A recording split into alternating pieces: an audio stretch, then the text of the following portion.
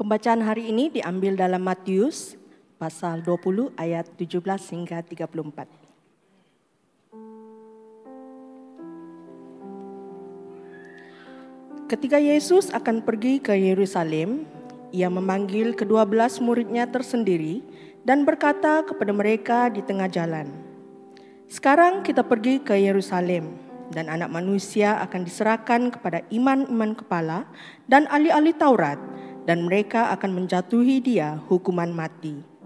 Dan mereka akan menyerahkan dia kepada bangsa-bangsa yang tidak mengenal Allah, supaya ia diolok-olokkan, disesah dan disalibkan, dan pada hari ketiga ia akan dibangkitkan."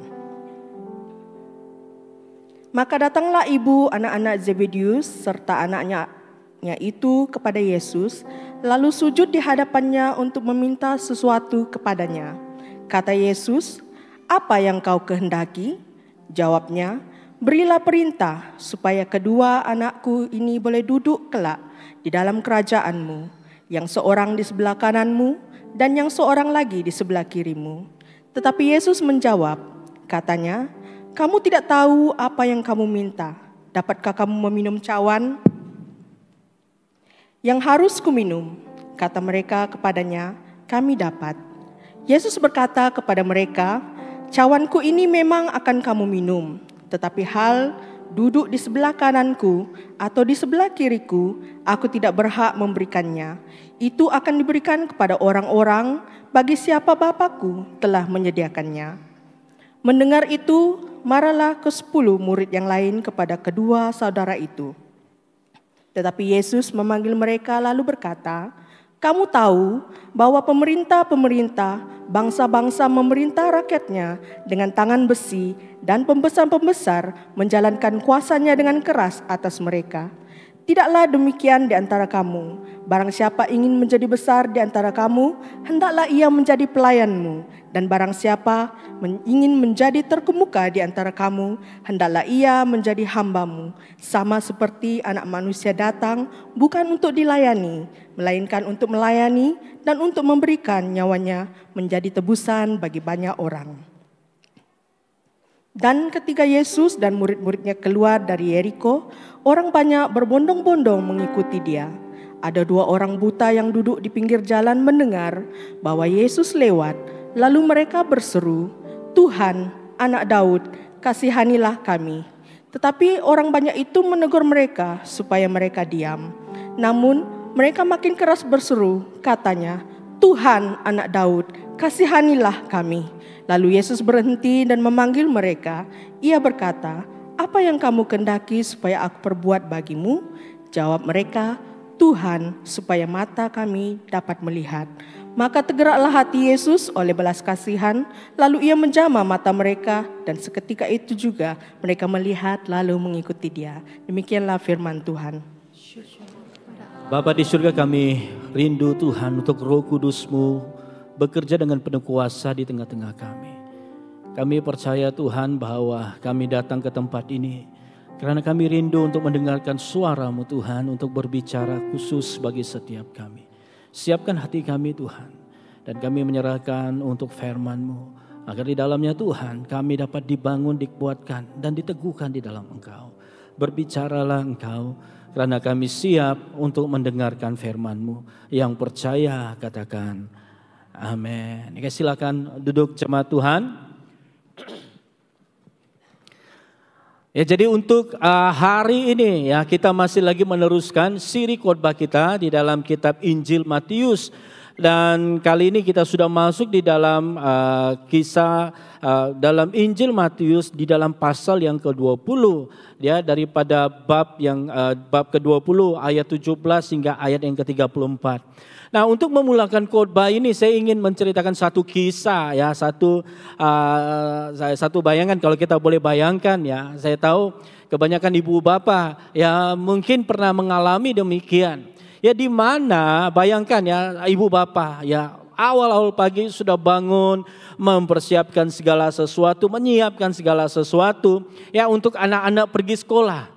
Nah, ketika setiap kali anak-anak bersiap dan juga ibu pak atau bapak akan selalu kasih ingat anak-anak, jangan lupa bawa bekal kamu, bawa makan tengah hari kamu, Jadi tetapi sebaik saja anak-anak itu siap, dia langsung berlari keluar dari rumahnya, lari, dia terlupa sesuatu, terlupa dan dia patah balik, ops, dia kata, saya lupa bawa bekal saya, kemudian dia lari lagi. Jadi si mama pun marah, inilah anak saya nih. Suka lupa. Sudah saya beritahu tadi, jangan lupa juga. Jadi itulah yang berlaku di dalam kehidupan kita sehari-hari. Kita selalu mendengar arahan, tetapi kita tidak benar-benar memberi perhatian terhadap arahan yang kita terima. Dalam situasi firman Tuhan yang kita belajar hari ini, ianya sama yang berlaku kepada Yesus. Karena Yesus tidak jauh seperti ibu dan bapak yang mempersiapkan anaknya untuk ke sekolah. Walaupun sudah diingatkan, diajarkan, diberitahukan, selalu cepat lupa. Manusia ini mudah lupa. Jadi itulah yang sering berlaku di dalam kehidupan, di dalam kehidupan kita, seperti yang digambarkan oleh murid-murid Yesus. Karena di dalam pasal yang ke-20 ini, khususnya ayat 17 hingga ayat yang ke-34, di mana Yesus sedang dalam perjalanan untuk masuk ke Yerusalem. Dalam perjalanan Yesus bersama dengan muridnya, ada juga hal-hal yang berlaku. Karena di dalam Yesus mulai mempersiapkan, karena dia tahu ada suatu tanggung jawab yang penting yang harus dia laksanakan. Tetapi murid-murid Yesus pada ketika itu, mereka sempat lagi berdebat tentang kuasa dan kebesaran. Seolah-olah mereka sebenarnya tidak paham apa yang Yesus ajarkan kepada mereka sepanjang melayani bersama Yesus, sepanjang mereka melihat bagaimana Yesus telah melakukan banyak perkara, sepanjang mereka hidup tinggal bersama dengan Yesus. Dan di dalam Matius 20 ayat 17 hingga 34 hari ini, kita akan dapat melihat bagaimana Yesus menangani masalah murid yang selalu salah paham tentang Yesus. Karena bagi mereka, bagi murid-murid Yesus itu, mereka selalu salah paham tentang kuasa ataupun tentang pelayanan yang dilakukan oleh Yesus. Jadi hari ini ada 3 perkara yang penting yang kita akan pahami bersama, yang kita akan belajar bersama tentang mengajar kita arti kebesaran kerajaan Allah. Jadi ianya akan membawa kita berjalan menuju kepada kebesaran yang sejati. Mungkin kita tidak mengerti. Ada suatu yang lebih besar yang mungkin kita tidak dapat pahami. Demikian murid-murid Yesus, ada sesuatu yang mereka terlepaskan, terlupakan. Jadi mereka tidak dapat benar-benar berjalan menuju kepada suatu yang besar yang Tuhan sudah sediakan bagi setiap mereka. Nah, jadi oleh itu Yesus memperingatkan murid-muridnya di dalam ayat yang ke-17 hingga ayat ke-19, Yesus memperingatkan murid-muridnya tentang penderitaan dan kematiannya yang semakin mendekat. Kalau kita baca di dalam ayat 17 hingga ayat yang ke-19, boleh kita baca bersama-sama dengan suara yang bersemangat. 1, 2, 3. Ketika Yesus akan pergi ke Yerusalem, ia memanggil ke-12 muridnya tersendiri dan berkata kepada mereka di tengah jalan, "Sekarang kita pergi ke Yerusalem dan Anak Manusia akan diserahkan kepada imam-imam kepala dan ahli-ahli Taurat, dan mereka akan menjatuhi dia hukuman mati. Dan mereka akan menyerahkan dia kepada bangsa-bangsa yang tidak mengenal Allah, supaya ia diolok-olokkan, disesa dan disalibkan, dan pada hari ketiga ia akan dibangkitkan." Nah, daripada bahagian ini, poin yang pertama yang kita akan pahami daripada ayat 17 hingga 19 ini berbicara tentang kebesaran melalui kerendahan hati dan penderitaan. Nah, kenapa ianya penting? Ya, karena di dalam pasal ini, dalam bahagian ini, kalau kita ingat minggu lalu ya bagaimana Yesus bersama-sama dengan muridnya, Yesus mengajarkan suatu perumpamaan kepada murid-muridnya untuk mengajar ya tentang nilai-nilai kerajaan Allah. Ya, kamu ingat perumpamaan tentang orang upahan dan juga kebun anggur, kan? Bagaimana sikap hati mereka mengukur ya sehingga timbul iri hati. Tetapi kerajaan Allah tidak diukur dengan apa yang diukur atau dinilai oleh dunia ini. Tetapi menurut nilai-nilai di dalam kerajaan Allah untuk mengubah pemahaman kita, pengertian kita tentang hidup yang berkenan. Hidup yang menyenangkan hati Tuhan. Jadi di dalam bahagian ini Yesus mengingatkan murid-muridnya sekali lagi. Ya, ketika dia berjalan yang menuju ke salib. Berjalan masuk ke Yerusalem. Berarti dia sedang berjalan menuju ke salib. Ada suatu tanda yang ditandai ketika berjalan menuju ke kayu salib. Ianya membawa suatu hati, sikap yang harus mulai merendahkan hati dan juga penuh pengorbanan. Ya, tetapi murid-murid Yesus salah paham lagi. Ketika Yesus bawa murid-muridnya masuk ke Yerusalem, mereka mulai berpikir bahwa wah pasti ya mereka mempunyai tempat ataupun kedudukan ya tentang kami ada seorang pemimpin yang luar biasa, yang penuh kuasa. Mereka melihat ya tentang kuasa dan kedudukan di dunia ini, kerajaan dunia ini. Tetapi Yesus sebenarnya ya berbicara kepada mereka tentang penderitaan dan pengorbanan. Ya, karena murid-muridnya masa itu hanya berpikir tentang cita-cita. Ya, pasti mereka sudah lama mengharapkan ada seorang pemimpin yang sebagai pemimpin untuk membebaskan mereka daripada ya kuasa Roma pada masa itu. Nah, mereka ada suatu keinginan pribadi, tetapi mereka gagal memahami apa misi Yesus ketika Yesus sedang masuk ke dalam Yerusalem. Misi Yesus ada ditandai dengan ketaatan dan kehendak Bapa. Yesus masuk ke Yerusalem karena dia tahu dia harus taat.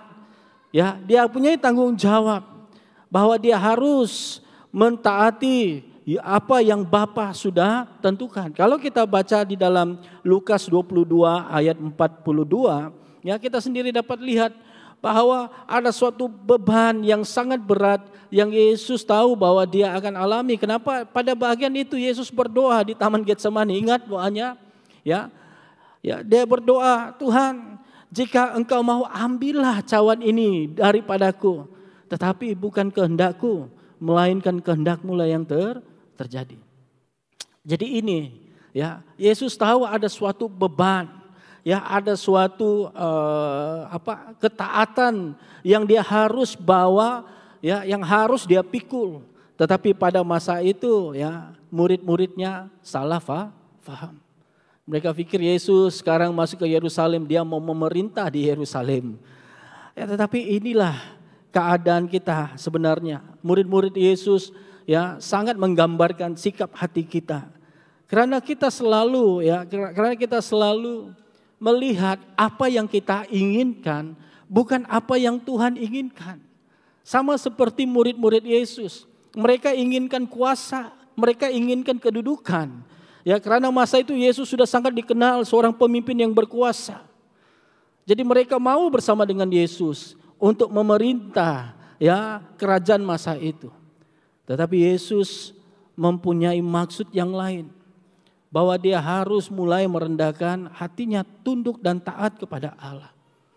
Karena itulah sikap yang benar di hadapan Tuhan. Kebesaran kita melihat di dalam kerendahan hati kita, di dalam sikap kita ingin taat kepada Tuhan. Kebesaran yang sejati harus bermula dengan menyerahkan kehendak kita kepada kehendak Tuhan. Bukan lagi apa yang kita mau, apa yang kita inginkan. Tetapi kembali kepada apa yang sebenarnya yang Tuhan inginkan daripada setiap kita. Ini yang selalu membuatkan kita terlepas. Dan kita seperti murid-murid Yesus. Mereka terlepas suatu yang besar. Bahwa Tuhan mengingatkan kita bahwa hal yang pertama sebagai orang-orang yang percaya adalah bagaimana hidup kita tidak lagi bergantung ataupun tidak lagi dipimpin oleh kehendak hati kita, tetapi dipimpin oleh kehendak Tuhan kita. Sama seperti Yesus, dia tunduk dan dia taat. Dia rendah hati, dia taat. Apa panggilan yang Tuhan berikan kepada dia. Hari ini bagaimana dengan kita? Dalam hidup kita hari ini, adakah kita masih menurut kehendak kita? Saya mau, saya mau. Saya tidak mau, saya tidak mau. Tetapi kita lupa bahwa hal yang terbesar adalah bagaimana kita menyerahkan kehendak kita di bawah kaki Yesus. Dan Yesuslah yang harus memimpin setiap kita. Dalam kita membuat keputusan dalam hidup kita, kita selalu lupa bertanya kepada Tuhan. Kita harus bertanya bersama-sama, Tuhan, adakah yang saya perbuat ini seturut kehendak-Mu Tuhan? Tuhan, adakah saya memilih ini adalah sesuai dengan kebenaran-Mu Tuhan? Adakah Tuhan, apabila saya melakukan ini, adakah ia benar di mata-Mu Tuhan? Karena seringkali kita hanya menurut keinginan hati kita. Jadi poin yang pertama, ya, suatu hal yang besar terjadi apabila kita mulai merendahkan hati kita dan juga kita sedia untuk menyangkal semua yang kita inginkan. Ada banyak di dalam hidup kita yang kita harus tanggalkan, yang tidak harus selalu menjadi penghalang kita untuk semakin dekat kepada Yesus. Ada banyak keinginan-keinginan kita sehingga membuatkan kita ya tidak taat kepada Tuhan. Ada banyak di dalam hidup kita. Tetapi firman Tuhan hari ini mengingatkan kita. Untuk poin yang pertama, mengingatkan kita mari bersama-sama untuk melihat suatu hal yang besar yang Tuhan kerjakan di dalam hidup kita. Bermula apabila kita merendahkan hati kita, menyerahkan kehendak kita kepada Tuhan. Bukan apa yang kita inginkan, melainkan apa yang Tuhan inginkan terjadi di dalam hidup kita. Ada banyak hal. Kita harus tanya hari ini, ya. Kita harus tanya hari ini. Saya senang tadi sempat di belakang saya sempat bercerita dengan ibu-ibu kita. Ya, bila saya kata, Ibu, terima kasih melayani, terima kasih ya kamu terlibat ya karena kita sedang mempersiapkan persembahan untuk Hari Ibu. Karena dia ibu yang sudah ya agak berusia, tapi dia join ini persembahan.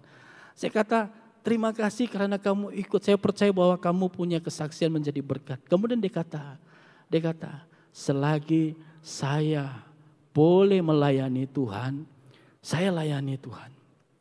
Hati saya tersentuh. Karena apa? Karena dia melihat bukan kepada kekurangannya, tetapi bagaimana hidupnya untuk menyenangkan hati Tuhan. Karena dia melihat apa yang Tuhan inginkan, apa yang Tuhan kehendaki untuk dia. Selagi saya boleh, saya ikut. Saya yang antara yang tertua, dia kata. Ya, suatu hal bagaimana kita lihat kita merendahkan di bawah kaki Tuhan. Yang kedua, kebesaran harus melampaui keinginan duniawi. Ya, yang pertama berbicara tentang murid-murid Yesus di dalam perjalanan ke Yerusalem.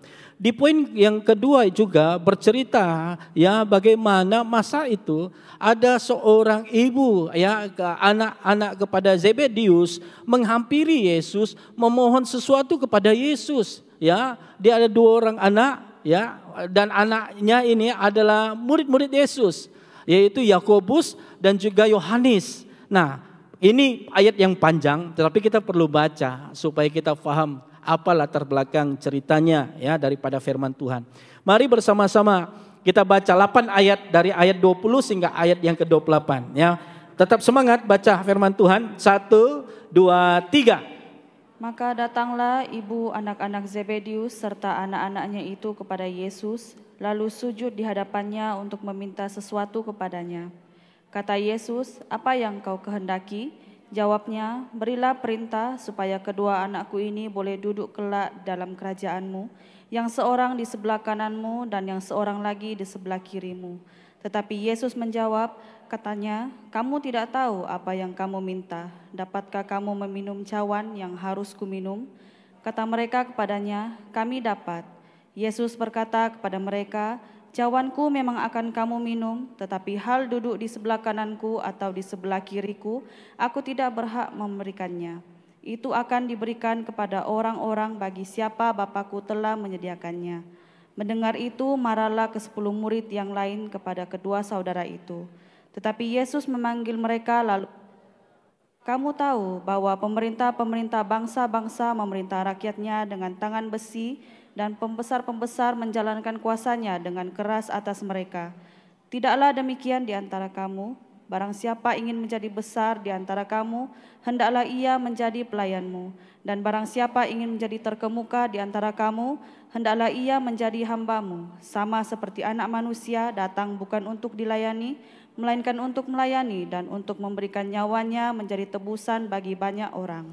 Nah, di dalam firman Tuhan ini ya kita melihat seorang ibu kepada anak-anak Zebedius menghampiri Yesus dan dia meminta sesuatu. Apa yang dia minta adalah dia minta kedudukan. Kedudukan yang paling tinggi di dalam kerajaan Allah. Ya, dia kata ya dia minta berikanlah ya anak-anakku kedudukan kiri dan kanan. Ya, Yohanes dan juga Yakobus pada masa itu ya. Jadi waktu dia meminta sesuatu ya, memang dia minta ya sebagai seorang ibu yang selalu kalau kita tanya apa yang kamu minta, pasti ibu minta sesuatu yang terbaik ya untuk anak-anaknya. Nah, tetapi ini keinginannya mencerminkan tentang apa? Suatu kuasa, suatu kemuliaan yang akan diterima apabila seseorang berada di kiri dan kanan seorang pemimpin. Jadi pada bagian firman Tuhan ini kita melihat bahwa Yakobus dan Yohanes digambarkan itu sama seperti kita. Karena pada zaman itu juga mereka juga melihat tentang kuasa, tentang kedudukan itu sangat penting. Jadi mereka melihat bahwa ya siapa yang harus duduk di sebelah kiri Yesus, sebelah kanan Yesus. Ya karena demikian kita hanya selalu berpikir apa yang nyata di dunia ini, tetapi kita lupa apa yang terpenting di dalam kerajaan Allah yang disediakan bagi kita.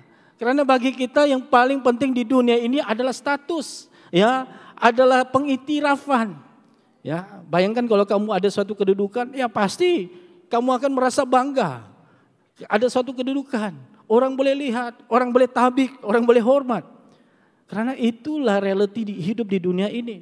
Nah, tetapi ada suatu isu yang muncul ketika ibu perempuan ini mengusulkan perkara begitu. Yesus kemudian bertanya. Dia bertanya kepada murid-muridnya, khususnya kepada Yakobus dan juga Yohanes. Ya, dia katakan kamu tidak tahu apa yang kamu minta. Ya, dia mengingatkan bahwa kamu belum benar-benar, mungkin kamu kata, ya suatu kedudukan, suatu kemuliaan yang kamu katakan di dalam kerajaan Allah. Tetapi sebenarnya mereka sebenarnya tidak benar-benar paham apa arti kebesaran yang harus mereka ambil bahagian. Ya, justru Yesus kembali menyuarakan pertanyaan kepada mereka. Dia berkata, dapatkah kamu minum cawan yang harus kau minum? Yesus bertanya, ya, kalau kamu mau duduk di tempat kiri kanan saya, dapatkah kamu minum cawan yang harus ku minum? Nah, arti cawan di sini ya selalunya melambangkan tentang berkat ataupun penderitaan. Ya itu saya kata tadi di Taman Getsemani, Yesus ya menderita, dia tahu dia akan alami penderitaan. Jadi di dalam konteks ini waktu Yesus mengajukan soalan ini kepada Yakobus dan juga Yohanes, sebenarnya Yesus berbicara, mampukah kamu ya melalui penderitaan dan hukuman yang harus ditanggung oleh Yesus pada ketika itu. Ya, dia bertanya, adakah kamu sanggup melalui penghinaan? Adakah kamu sanggup melalui penolakan? Adakah kamu sanggup melalui siksaan sehingga kamu mati disalibkan di atas kayu salib? Sanggupkah kamu? Ya, walaupun pada ketika itu kamu tidak berbuat salah, tidak berbuat dosa, sanggupkah kamu ya mengambil tempat seperti Yesus yang lalui di dalam firman Tuhan yang kita bacakan. Ianya mengingatkan kita daripada murid-murid ini seperti diilustrasikan bagaimana kalau seorang bapak atau ibu yang memandu anaknya yang di sebelah yang kecil yang masih umur di bawah 12 tahun bertanya, Pak, bolehkah saya memandu kereta? Ya, mungkin anak itu lihat senang saja, bolehlah dia pandu, senang. Ya, tetapi sebenarnya dia lupa, kelihatan senang di dalam memandu kendaraan itu. Sebenarnya menuntut suatu tanggung jawab, menuntut suatu kemahiran, menuntut suatu kematangan untuk dapat membawa kendaraan itu dengan selamat. Demikian, ianya seperti murid-murid Yesus, mudah saja katakan, ya kami sanggup, minum saja bah, senang saja bah minum. Tetapi lupa, ya, dan mereka tidak sadar tentang harga sebuah cawan yang harus diminum oleh Yesus pada ketika itu. Ya, karena demikian sikap manusia, kita hanya melihat kedudukan apa yang tampak di mata kita, tetapi kita tidak melihat apa ada harga yang harus dibayar di dalam melalui setiap penderitaan itu. Yesus mengingatkan mereka bahwa kebesaran dalam kerajaan Allah datang melalui pelayanan dan juga pengorbanan.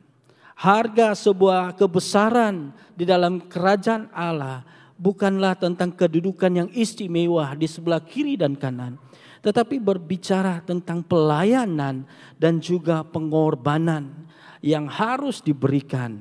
Itulah di dalam firman Tuhan, ya. Bila kita baca ayat seterusnya dikatakan, ya, Yesus menjawab dan mengatakan kepada mereka, ya, bahwa mereka ini sebenarnya tidak tahu apa yang dia minta, apa yang mereka minta. Karena kerajaan Allah adalah jalan menuju kebesaran melalui kerendahan hati dan juga penderitaan. Dalam arti kata yang lain, bahwa tidak ada mahkota tanpa salib. Tidak ada mahkota tanpa salib. Maksudnya, tidak akan kita menerima mahkota kemuliaan jika kita tidak melalui salib. Jadi hari ini, ya, mengingatkan kita seperti murid-murid Yesus. Dia berkongsi bahwa di dalam dia melalui keadaan ini, kalau kita mengambil tempat murid-muridnya, soalan yang sama diajukan kepada kita. Sanggupkah kita minum cawan, ya, yang Yesus akan minum itu? Adakah kita sanggup minum cawan itu?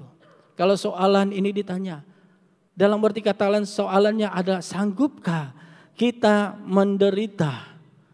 Sanggupkah kita merendahkan diri kita untuk menanggung penderitaan? Ya, kalau kita hari ini, kalau kita tanya, kadang kita akan mulai bertanya, ya, untuk datang ibadah pun kita tidak sanggup. Ya, kadang kala kita masih berpikir-pikir, kita masih tidak rela, tidak sanggup untuk selalu komitmen di dalam Tuhan. Hidup kita, masa kita untuk Tuhan, kita pun selalu tidak sanggup. Jadi jangan kita selalu kata sanggup seperti murid Yesus, mudah sekali. Ya, kami dapat, kami sanggup. Karena kita sebenarnya benar-benar tidak memahami arti meminum cawan itu. Karena penderitaan yang kita alami membawa kepada mahkota yang Tuhan sediakan bagi setiap kita. Nah, tetapi daripada respon murid-murid Yesus yang kata, kami sanggup. Nah, Yesus tidak langsung marah, ya. Kalau kita baca firman Tuhan, ya, Yesus tidak marah ataupun memperbetulkan. Tetapi Yesus mengesahkan, ya, mengesahkan karena bahwa mereka benar-benar akan mengalami penderitaan. Itulah Yesus berkata, ya, kamu akan minum cawanku.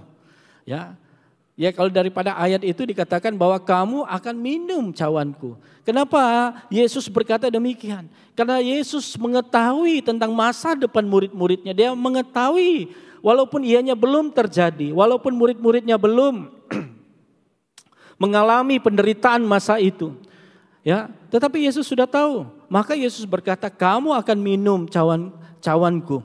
Ya, Karena mereka tahu bahwa murid-muridnya akan mengalami penderitaan bersama-sama. Kalau kita lihat di dalam firman Tuhan dalam Kisah Para Rasul 12 ya, Kisah Para Rasul sudah berbicara tentang Yesus yang sudah naik ke surga. Ya. Nah, di sini dalam Kisah Para Rasul 12, Yakobus adalah murid Yesus yang pertama martir, yaitu mati, bahasa hari ini mati syahid lah ya. Mati karena imannya. Ya, karena Herodes ingin menyenangkan hati siapa? Menyenangkan hati orang-orang Yahudi masa itu. Maka ya Yakobus dibunuh. Bagaimana dengan Yohanes? Ya, Yohanes dibuang ke pulau apa? Ke pulau Patmos. Kalau kamu lihat di dalam Wahyu 1. Dia dibuang kenapa di sana? Karena dia ya dianggap sebagai mengancam keselamatan kerajaan masa itu. Karena semakin ramai orang menjadi percaya kepada Yesus, semakin banyak orang menjadi pengikut Yesus. Jadi kerajaan masa itu rasa tidak selamat, dia buang. Ya, dia buang siapa? Yohanes ke pulau Patmos. Bukan pergi healing-healing, tetapi dikucilkan. Penderitaan yang dilalui oleh murid-murid Yesus. Demikian kedudukan sebelah kanan dan kiri. Karena mereka mulai menjalani penderitaan mengikuti Yesus.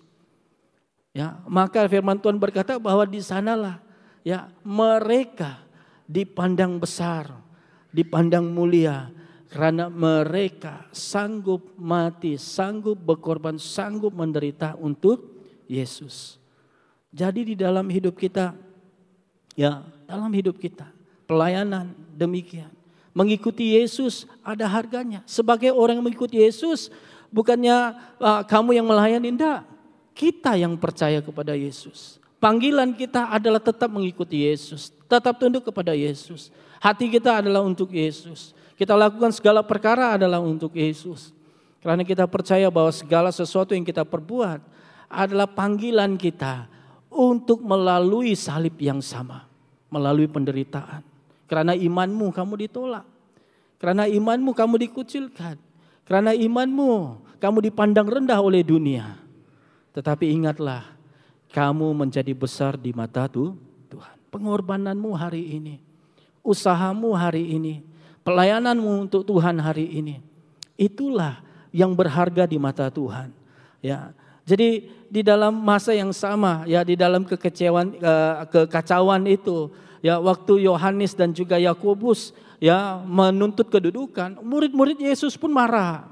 Ya, marah kepada adik-beradik ini, kamu ini, ya. Karena dia marah bukannya karena kesikap Yakobus dan juga Yohanes, tetapi murid-murid Yesus sebenarnya hakikatnya mereka juga mau kedudukan. Tetapi pada masa itu Yesus mengambil peluang. Dia tidak tengking murid-murid Yesus masa itu. Tetapi dia mengambil peluang untuk mengajar murid-muridnya. Dia mengajar ada suatu hal yang penting. Ya, bahwa di dalam dunia ini, pemimpin-pemimpin di dunia ini memerintah menggunakan kuasa untuk menguasai orang. Tetapi Tuhan mengingatkan bahwa kamu murid-muridku, kamu tidaklah demikian di antara kamu. Yesus berkata, kamu tidak sama seperti pemerintah-pemerintah dunia ini. Ya, karena jangan kita sama seperti dunia ini. Tetapi Tuhan berkata, kamu tidak sama dengan dunia ini. Karena pelayanan kita, kebesaran yang sejati, yang harus menjadi suatu kehidupan orang-orang yang percaya, adalah bukan untuk memerintah, tetapi adalah untuk melayani. Kalau kamu menjadi seorang pemimpin di dalam gereja, ya, ataupun kita sebagai pemimpin di dalam keluarga, atau kita sebagai pemimpin ya di dalam tempat kerjamu, mungkin kamu seorang bos, seorang majikan, kita tidak harus memerintah dengan kuasa. Kamu ada uang, kamu ada kuasa, kamu ada otoriti sebagai ibu dan bapak. Kamu gunakan kuasa untuk menindas, untuk memeras, untuk mengugut, ya. Itu adalah seperti dunia. Tetapi kebesaran yang sejati terletak di dalam pelayanan kita, Di dalam ayat 26, Yesus berkata, ya, menasihatkan kepada murid-muridnya, dia berkata, tidaklah demikian di antara kamu. Barang siapa ingin menjadi besar di antara kamu, hendaklah ia menjadi pelayanmu. Dan barang siapa yang ingin menjadi terkemuka di antara kamu, hendaklah ia menjadi hambamu.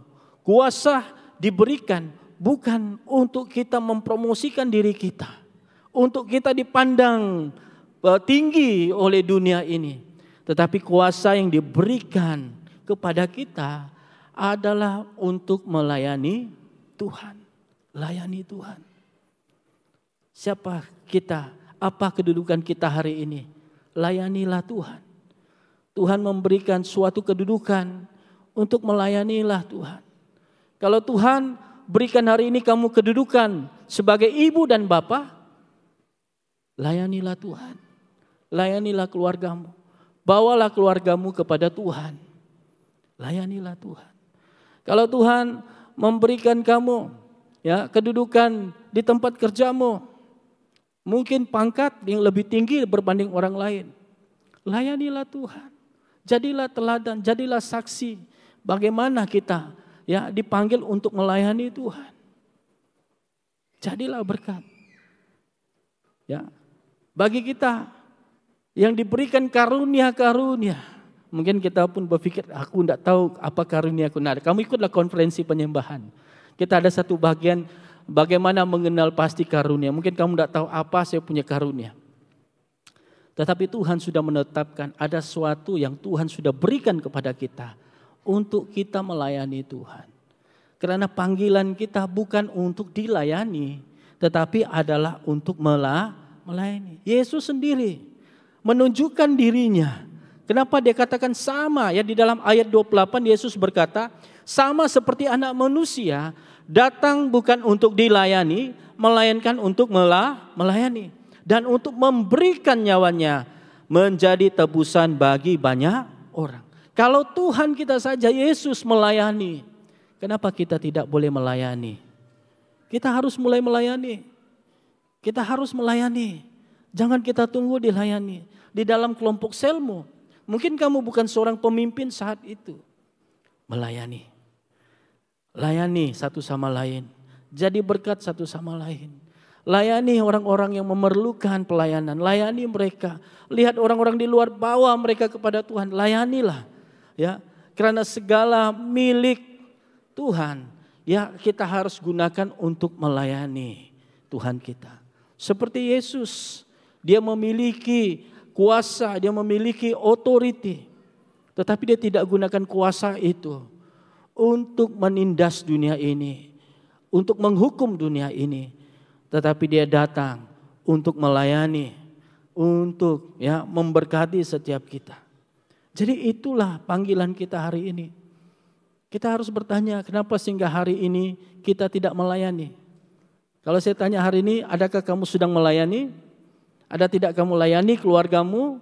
Kamu yang selalu mendorong keluargamu datang ibadah, itu pelayanan.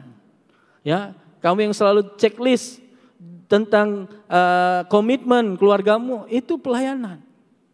Ya, kalau kamu juga punya suatu panggilan kerinduan untuk melayani sebagai pemimpin, mari, gereja kita sangat perlukan pemimpin-pemimpin. Kita mau semakin bertumbuh, gereja kita semakin berkembang, tetapi tidak ramai yang mau melayani Tuhan.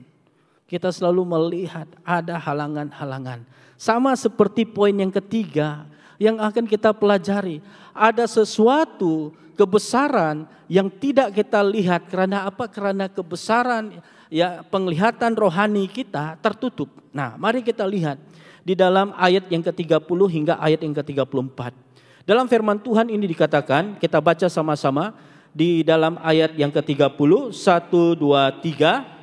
Ada dua orang buta yang duduk di pinggir jalan mendengar bahwa Yesus lewat, lalu mereka berseru, Tuhan anak Daud, kasihanilah kami. Tetapi orang banyak itu menegur mereka supaya mereka diam. Namun mereka makin keras berseru katanya, Tuhan anak Daud, kasihanilah kami. Lalu Yesus berhenti dan memanggil mereka. Ia berkata, apa yang kamu kehendaki supaya aku perbuat bagimu? Jawab mereka, Tuhan, supaya mata kami dapat melihat.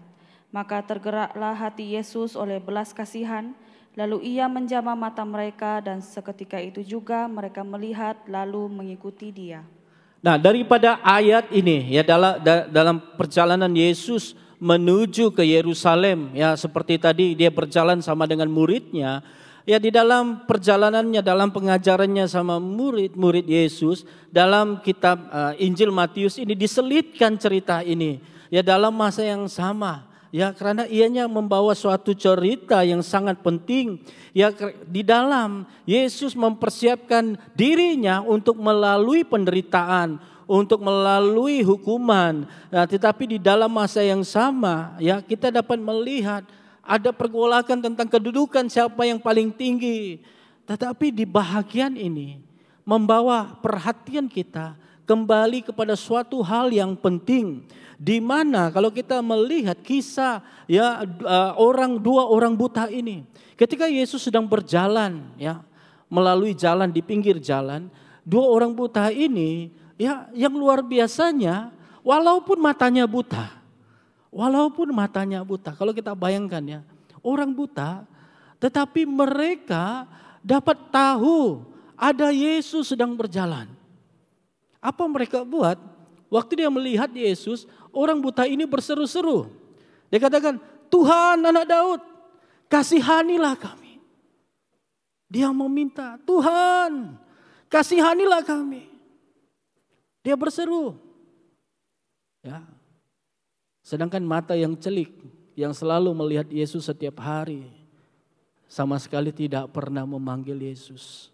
Tuhan anak Daud, kasihanilah kami. Mata yang celik. Tetapi orang buta ini ada sesuatu yang luar biasa. Ya, walaupun mereka buta secara fisikal, dia tidak dapat lihat dengan mata fisikalnya. Tetapi mata rohaninya terbuka. Sehingga kepekaan rohaninya dapat menyadari kehadiran Yesus. Apabila dia berkata, Yesus anak Daud, apa maksudnya? Maksudnya adalah dia tahu bahwa anak Daud berbicara tentang Mesias yang datang. Dia sadar, dia melihat bahwa Yesus itu adalah Mesias yang datang. Tetapi murid-muridnya kalau kita lihat, tidak ada yang dapat melihat bahwa Yesus itu adalah Mesias. Yesus yang datang Mesias, yang datang adalah membawa pemerintahan kerajaan Allah. Bukan melihat kepada pemerintahan kerajaan dunia ini yang akan hancur. Tetapi orang buta ini dapat melihat. Dia semakin keras berseru-seru meminta kepada Yesus. Ya. Demikian kalau kita boleh gambarkan ya orang kadang dalam kehidupan kita seperti orang buta ini. Ya. Kalau kita gambarkan di dalam satu ilustrasi ya, bayangkan kalau kita mempunyai tingkap, ya kalau macam tingkap kami di flat sekarang, tingkap kami semakin kabur. Kenapa? Sebab habuk dari sebelah. Sampai saya pun malas sudah mau lap dulu. Saya bilang tunggulah habis apa ini orang renovation di sebelah, baru saya mau kasih bersihlah tingkap dan rumah. Ya karena rumah kami penuh dengan habuk karena orang sedang bekerja di sebelah hari-hari ya, orang bertukang di sebelah. Ya, jadi memang sangat berdebu, ya sangat berdebu. Demikian kadang kalau kita punya pengalaman, kamu ada satu tingkap yang sangat berdebu, ya penuh dengan habuk. Kadang kamu boleh nampak itu bayangan kan, ada bayangan pergerakan. Tetapi kita kurang pasti itu apa, ya kita tidak dapat lihat itu apa. Tetapi apabila kita membersihkan ya tingkap itu, maka kita mulai menyadari ada banyak hal yang kita sudah terlepas. Mungkin sesuatu yang indah, pemandangan yang indah yang kita tutupi. Ataupun sesuatu hal yang terjadi kita tidak dapat lihat karena ditutupi dengan habuk itu. Demikian mata kita, tanpa kita sadari, mungkin hari ini kita kata, wah saya orang yang percaya. Tetapi mata rohani kita masih tertutup. Ada sesuatu yang menutupi mata kita. Seperti murid-murid Yesus pada ketika itu. Mereka tidak dapat melihat Yesus adalah Mesias. Berbeza dengan orang buta ini. Kalau kita lihat perbezaannya ya antara orang buta dan juga para muridnya, waktu mereka mendengar Yesus sedang lalu, mereka langsung memanggil, langsung memohon belas kasihan Tuhan. Tuhan, kasihanilah aku. Tetapi murid Yesus dalam perjalanan Yesus, yang sepatutnya mereka harus semakin mengenal Yesus. Tetapi mereka sibuk apa? Berdebat tentang kedudukan. Ya, siapa yang mau jadi paling tinggi? Siapa yang harus di sebelah kiri kanan Yesus? Berbeza dengan orang buta ini, meminta belas kasihan Tuhan. Kemudian ya, orang buta ini mengenali Yesus sebagai raja. Dia tahu bahwa Yesus yang lalu dialah raja, dialah Mesias yang datang. Tetapi murid-muridnya salah tentang pemahaman tentang kerajaan Allah. Mereka berpikir bahwa pemerintahan kerajaan Allah adalah tentang dunia ini. Kemudian juga orang buta ini menerima penglihatan dan mengikut Yesus. Ya, jadi ketika orang buta ini mengalami kesembuhan daripada Allah, mereka benar-benar mengikuti Yesus. Murid Yesus selalu bersama dengan Yesus setiap hari. Tetapi secara rohani mereka buta secara rohani. Jadi kita harus berhati-hati. Kadang mungkin hari ini kita juga sedang mengalami kebutaan rohani. Kita buta secara rohani.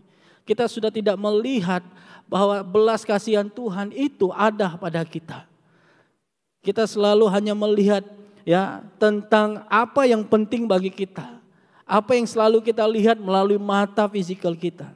Tetapi kita tidak memandang kepada suatu yang penting di mata Tuhan. Kita harus belajar memandang seperti orang buta ini. Melihat siapa Tuhannya. Sedar siapa Tuhannya. Dan bagaimana sikap kita berhadapan dengan Tuhan kita. Itulah yang penting bagi kita. Itu yang harus kita bangun di dalam hidup kita. Hari ini ketika kita datang beribadah, kita sudah harus masuk rumah doa ini. Kita harus sudah mulai memandang ada suatu pekerjaan yang Tuhan akan lakukan di dalam hidup kita. Kita mulai memandang janji Tuhan. Kita mulai memandang tentang hadirat Tuhan yang kita nikmati. Itulah pengalaman-pengalaman rohani. Tetapi bagaimana dengan kita? Adakah kita hari ini kita datang ya, kita hanya datang karena nanti pemimpin sel tanya kita, kamu datang kebaktian atau tidak? Ya. Tetapi kita lupa dan lalai bahwa kita tidak sadari bahwa langkah untuk mengalami penglihatan rohani adalah apabila kita memohon belas kasihan Tuhan. Memohon belas kasihan Tuhan berarti adalah panggilan kita untuk mendekat kepada Tuhan. Bukan menjauh kepada Tuhan, tetapi mendekat kepada Tuhan. Kita harus mulai melihat siapa Yesus sebenarnya di dalam hidup kita. Kalau hari ini saya tanya kita semua, siapa Yesus bagi kita? Adakah dia Tuhan atau hanya sebatas sebutan dalam bibir kita? Ya, dia Tuhan, kami sembah Yesus. Tetapi bagaimana kita memandang Tuhan kita? Adakah dia benar-benar ya menjadi Tuhan atas hidup kita? Ataupun ada sesuatu yang mulai menutupi mata rohani kita? Jika kita mau belajar merendahkan hati, jika kita belajar untuk tunduk kepada Tuhan, jika kita belajar untuk taat kepada Tuhan, apa yang menghalangi kita sehingga mata rohani kita tetap tertutup? Mungkin ya kita mulai melihat kesusahannya. Bila kita mau melayani, kita langsung pikir, wah susahnya mau melayani Tuhan. Susahnya mau melayani Tuhan. Ya, itu menjadi pelindung untuk kita melihat pekerjaan Tuhan terjadi di dalam hidup kita. Ataupun masalah pribadi kita, siapalah aku ini mau melayani Tuhan. Sehingga mata kita tetap buta. Kelemahan Tuhan, saya bukan pandai, sekolah saya bukan tinggi, saya ini biasa saja. Ya, kekurangan. Kita mulai membandingkan dengan orang lain. Itulah yang menjadi habuk yang menutupi penglihatan kita tentang pekerjaan Tuhan. Kalau kita lihat kenapa orang buta ini mengalami mujizat kesembuhan. Karena apa? Karena dia mulai melihat dengan mata rohani siapa Tuhan kita. Hari ini kalau kamu melihat penerobosan, Kamu mau lihat penembusan, kamu mau lihat pertolongan Tuhan, kamu mau melihat mukjizat Tuhan dalam hidupmu, mari kita merendahkan hati kita. Mari kita bersama-sama taat, bukan melalui kehendakku tetapi kehendak Tuhanlah yang jadi. Maka ya kita seperti orang buta ini, kita berjalan menjadi seorang pengikut yang benar-benar taat kepada Tuhan. Dan untuk penutup khotbah hari ini, ada suatu quotes ya yang disimpulkan, yang disebutkan sedemikian. Ya, kita baca sama-sama ya. Dikatakan di dalam quotes ini ya, 1, 2, 3, dalam keinginan kita akan tersandung. Dalam kerendahan hati kita akan bangkit. Dalam kebutaan kita akan tersesat. Dalam Kristus kita mendapat penglihatan. Dalam Kristus kita akan mendapat penglihatan. Apa yang tidak pernah dilihat oleh mata hari ini? Mungkin kamu tidak pernah melihat tentang masa depanmu. Apa yang mungkin kamu tidak pernah dengar dan mustahil untuk kamu dengar. Ataupun apa yang tidak pernah timbul di dalam hatimu. Kalau kita mempunyai kacamata rohani, kita hidup dengan Tuhan yang berkuasa atas hidup kita. Tuhan mampu mengubah segala sesuatu. Apa yang mustahil menjadi tidak mustahil. Apa yang tidak mungkin menjadi mungkin bagi Tuhan. Karena apa? Karena cara pandang kita kepada Tuhan kita sudah berbeza. Sudah berubah. Kita tidak melihat tentang apa yang penting di dunia ini. Tetapi apa yang penting di dalam kerajaan Allah. Yang Yesus sudah dirikan. Yang Yesus sudah lakukan. Menebus kita di atas kayu salib.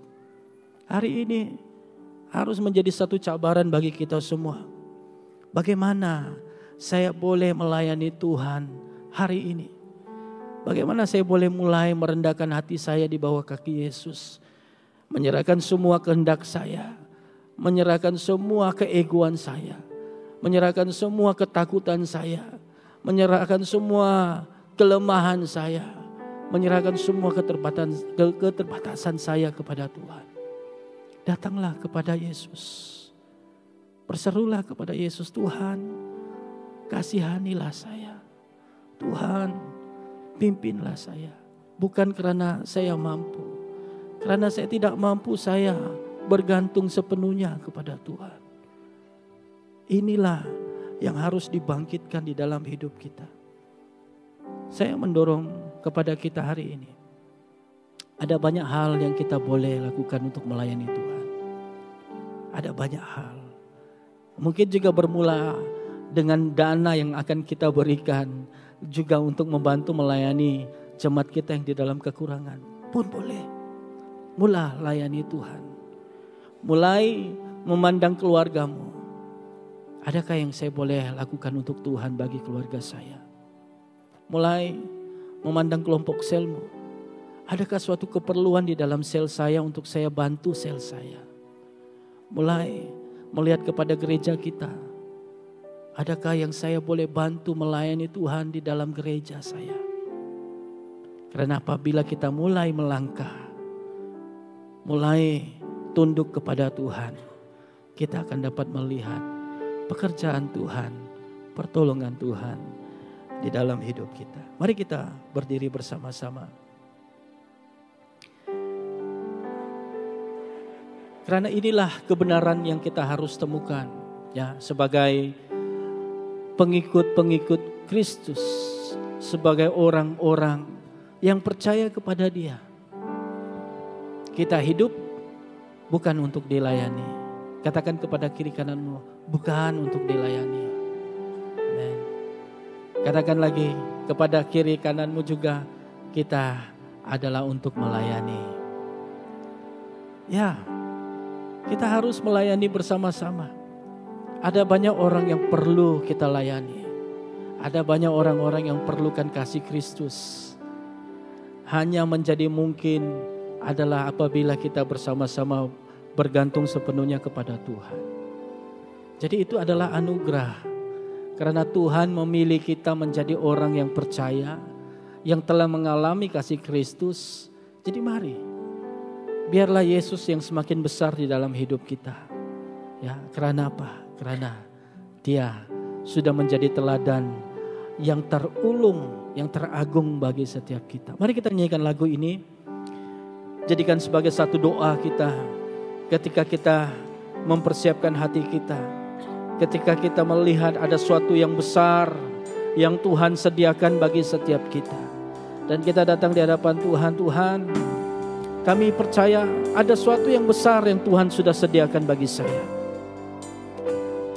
Ajar saya Tuhan, kasihanilah saya Tuhan, supaya saya semakin melihat betapa besarnya Tuhan di dalam hidup kita.